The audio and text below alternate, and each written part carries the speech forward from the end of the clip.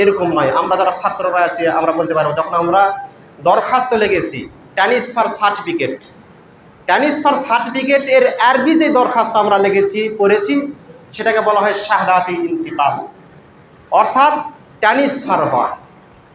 ইন্তিকাল অর্থ হচ্ছে ট্রান্সফার, এক জায়গা থেকে আর এক জায়গাতে চলে যাওয়া। আমরা যেরকম আমেলে আরওয়াহ থেকে দুনিয়ার জগতে এসেছি, এখন যেরকম আমেলে আরওয়ার জগতের কি ঘটেছিল আমাদের যেরকম আর কিছু জানা নেই, ঠিক একই রকমভাবে এই রূহ শুধু দুনিয়ার জীবন থেকে আখিরাতের জীবনে শুধু এক ধাপ পাড়ি দিবে। এই পাড়ি দেওয়া এটি হচ্ছে ইন্তিকাল, ট্রান্সফার।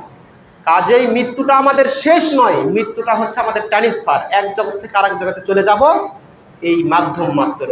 আমাদের শরীরে কিছু যায় আসে না, আল্লাহ তাআলা যখন ইচ্ছা শরীর গঠন করে দিতে পারে। যে আল্লাহ একবার শরীর গঠন করে দিয়েছে, ছোট্ট আধাত শরীরটাকে 3.5 হাত 4 হাত আল্লাহ তাআলা করে দিয়েছেন, ওই আল্লাহকে আবার পুনরায় এই দেহ গঠন করে দিতে পারবেন না?